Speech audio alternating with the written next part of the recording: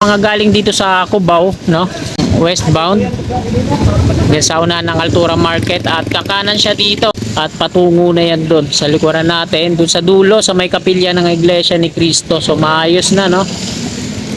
At yung pavement niya, makikita natin nakalibel na siya dito, no? Yan. May nakalagay dito na do not enter. So meron na ring wall dito sa gilid, tapos drainage. At ito yung off-ramp, bali nag-add na rin sila ng wall barrier dito. At ito yung poste ng Meralco, mga kasikap, makikita natin na meron ng pouring. So ito yung bandang gitna, lalim ng LRT. Ito yung Center Island. Dito sa kabila, wala pang mga lupa, no, na nakalagay. Pero ito po yung itsura niya. Tapos ito na po yung pile cap foundation. Andiyan yung mga steel box girders na gagamitin. At ito, napakalawak nga dito. So ganun din dun sa unahan, nilagyan nila ng mga rebar yung tasay, no? Para i-pouring kagaya na ito. Sinimulan ko to, walang naniniwala sa paligid ko. Ano? Yo, magandang umaga po sa lahat ng mga kababayan natin, Mapaluzog, Visayas at Mindanao. Maging sa mga kababayan natin dyan sa abroad, mga OFW, magandang umaga po sa inyong lahat. Nandito po muli tayo sa kabaan ng Buenos Aires, no? Ito yung street. At eto, mag-update tayo ngayong umaga dito sa NLEX Connector Road Project dito sa Ramon Magsaysay Boulevard. Ngayon ay araw ng Sabado, ika-21 na po ng Oktubre taong 2023 at ika-6 at kalahati na po ng umaga. Maaga pa mga kasikap. Wala pa nga po dito sa likuran ko yung bantay, no? Wala pa yung gwardiya dito sa likuran ko, kaya mag-update tayo ngayong umagang ito. Ito po yung viaduct ng NLEX Connector Road Project. Ginamitan nila ng reinforced concrete slab. Makikita nga natin dito mga kasikap na yung mga hindi sentro, yung mga pier niya dyan sa head niya. Pero papaliwanag ko po sa inyo, kahit di po sentro yan, direkta po yung rebar niya, no? Sa pier head niya, tapos yung slab, direkta po yung rebar niya at konektado din sa pier. Kaya kahit hindi siya nakasentro, matibay po yan mga kasikap. Makikita naman natin, no? Yan. Reinforced concrete slab po yung ginamit. Buhos. Bali, binuo muna yung mga rebar niya bago pinormahan, tapos kabit-kabit na yan. Hindi siya katulad dun sa super T-girders na ini-install pa isa-isa at tsaka nilalagyan ng slab. Hindi po ganun. Ito, direkta na po yan, no? Ito mga kasikap, sa gawing kanan natin yung on-ramp. Dito sa on-ramp, makikita natin na naka-aspalto na po yan. Ayun, no?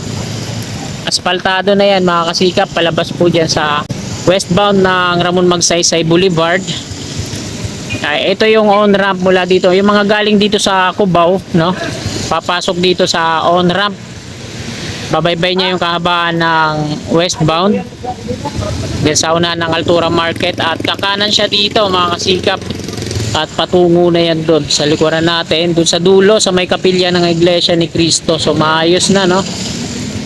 At yung pavement niya, makikita natin nakalibel na siya dito, no? Yan.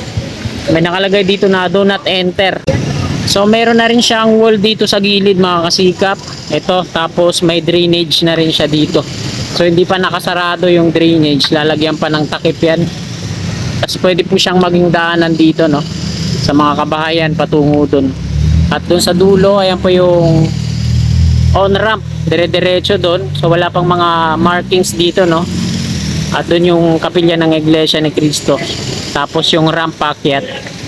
So ayan po yung update natin dito mga kasikap. So mababa din pala itong ginamitan nila ng reinforced concrete slab, no? So dikit-dikit yung mga pier niya. At may mga sasakyan na nga po dun sa kaliwa, no? Sa off-ramp, ayun, no? Dami ng mga sasakyan na bumababa. Pero tuloy-tuloy pa rin yung trabaho nila dun, no? Ayan mga kasikap, palabas po yan yung on-ramp. At yung off-ramp naman dun sa kabila, sa may kabilang lane, sa rail track ng PNR. Ayun, nakita natin dun. So yung mga kabahayan dun sa gilid, na daanan po ng ano yan, NSCR o North-South Commuters Railway Project. So madidemolish pa yung kabahayan dun hanggang dun sa pinakakanto na bahay, no? At mamaya tutunguin natin yan dun para makita natin. So natapos na tayo dito mga kasikap. Magtutungo naman tayo dun sa kabila sa harapan, no? Sa Ramon Magsaysay Boulevard westbound.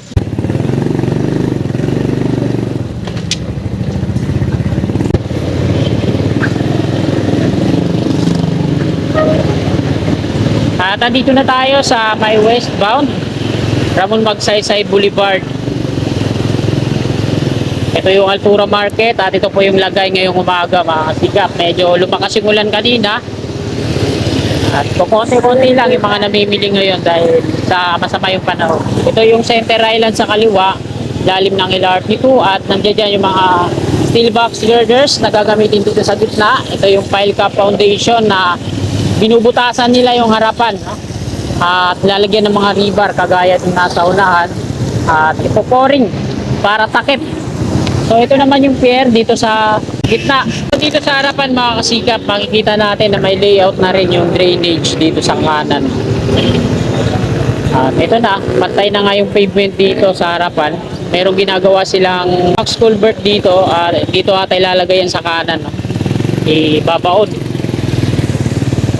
At ito na nga yung pile cap foundation dyan. No?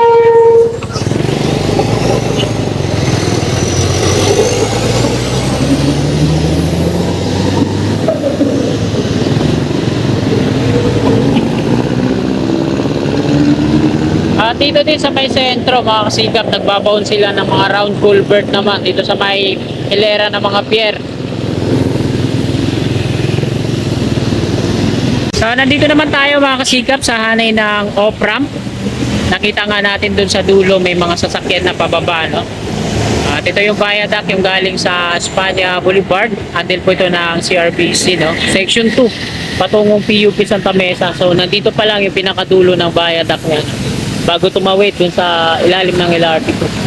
At ito yung off-ramp, bali nag-add na rin sila ng wall barrier dito, no? Off-ramp. At ito yung poste ng Meralco, mga kasikap, makikita natin na meron ng pouring, no?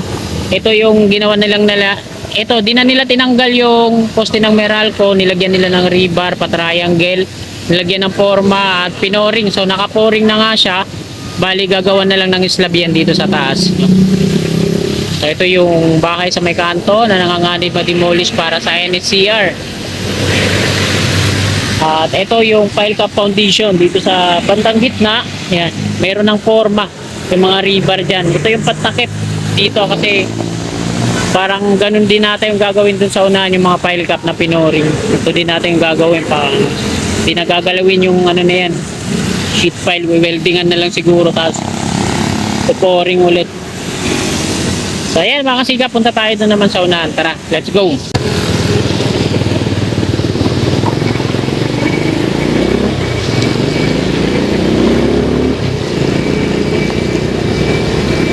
So dito tayo.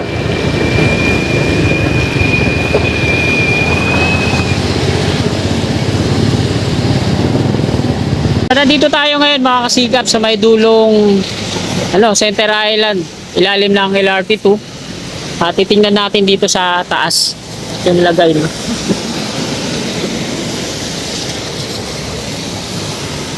So nandyan lang yung motorsiklo ko, pinarada ko dito. So may mga steel beam silang nakatakitambak dito. At gusto kong makita yung gitna na ito. So ito yung bandang gitna niyan mga kasikap, ilalim ng LRT2. Ito yung Center Island. Dito sa kabila wala pang mga lupa, no, na nakalagay. Pero ito po yung itsura niya. Tapos ito na po yung pile cap foundation. Andiyan yung mga steel box girders na gagamitin. At ito, napakalawak nga dito. So ganun din dun sa unahan, nilagyan nila ng mga rebar yung taas, no? Para i-pouring kagaya na ito. So dito nilagyan din nila ng lupa. Yan, lalagyan ng mga halaman yan. So naka-rebar nga yung slab dun sa pile cap foundation maging dun sa unahan, no? At saka nila ipo-pouring ng ganito. Napakatibay na ito mga sikap. Mantakin nyo, sheet pile yung nakapaikot na ito, tapos nilagyan ng wineldingan. At ang kagandahan nito mga kasikap, ayan, ang dami ng mga ebak dito, nangangamoy ebak. So ano pa kaya pag natapos na to, tas sinayaan lang.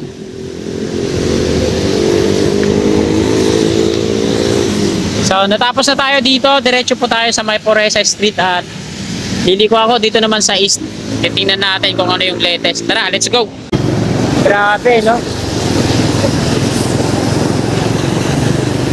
Pag napabayaan talaga yung isang struktura, natirahan ng mga natambayan, ayun, nagiging dugyot at doon na rin sila nagsisiyar eh.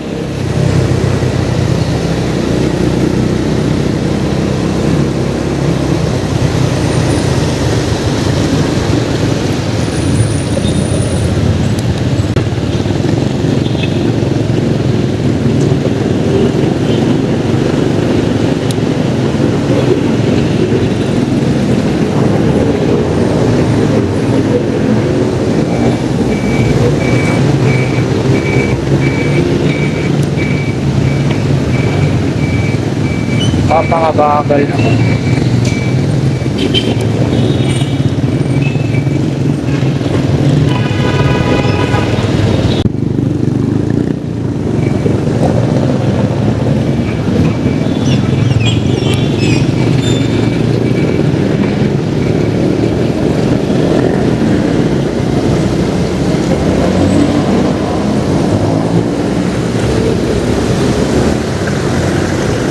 Nandito na po tayo mga kasikap sa may eastbound lane at ito na yung update ngayon dito.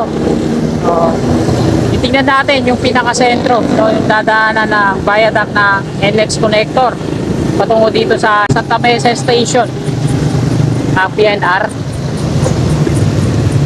Nandiyan tayo kanina sa may Pile Cap Foundation, yung na-pouring na.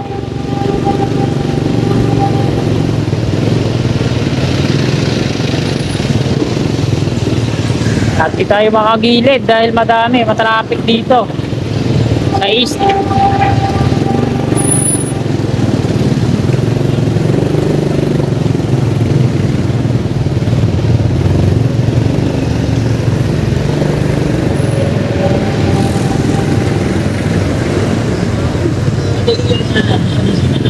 So ito po yung gitnang bahagi na NLEX connector, no? Dito yung interchange. At ito, kukunan natin ang panandalian dito. Ito yung Pile Cap Foundation dito sa kaliwa, yung malaki. Yan. Nilagyan na nila ng mga forma yung ilalim, pinakapundasyon. Bago sila mag-add ulit ng forma, dito naman packet na, patakip dyan sa Pile Cap. At ito yung gitna, ayun yung viaduct ng NLEX connector, yung dulo, di ba nakakatawid. Dito yung gitnang pier, nasasalo, wala pang pier head. At yan, kukunan din natin dito sa sana naman, sa kabila. Ito yung patungong Santa Mesa na, Santa Mesa Station ng PNR. So malaki yung hukay dun sa harapan ng Pile Cap na yan mga kasikap. So nandito na tayo sa tawid, no? Ayan yung diretso doon patungong PUP Santa Mesa. So wala pa ding pier head yung mga pier dito. At ayan yung steel casing yung nakabaon dyan. Ayan, hindi na tinatanggal yan mga kasikap. Ay, ito yung building ng PLDT, no, na hindi na mababawasan pag nag-widening. So ito yung bago nilang tayong pedestal, no? Steel pole parts ng NGCP poste. Dito yung dati nakalagay, tinanggal nila, dismantle, pati nandoon. At nilipat na lahat ng mga cable wires. So siya na yung sumasalo sa lahat mga kasikap. At ito yung Center Island. Ayan yung yan dito sa ilalim ng LRT to, marami na rin silang mga na-welding dyan, steel matting, nagagawing bakod. So tanong kung saan nila ibabakod yan. Dito kaya sa Center Island or malalaman natin yan. Basta tuloy-tuloy lang yung update natin. So para mga kasikap, magandang umaga po. At dito na po nagtatapos tong vlog natin ngayong umagang ito, araw po ng Sabado. ika-21 na po ng Oktubre taong 2023, ika-6, mag-ikapito na po ng umaga. So maraming salamat mga kasikap. Sana bago nyo lisanin itong video na to, please like, at sa mga kasikap natin na willing po sumuporta sa aking munting YouTube channel, please subscribe at i-click nyo na rin yung bell icon para updated po lagi tayo sa mga bago pang i-upload na video. God bless po sa ating lahat. You're my angel.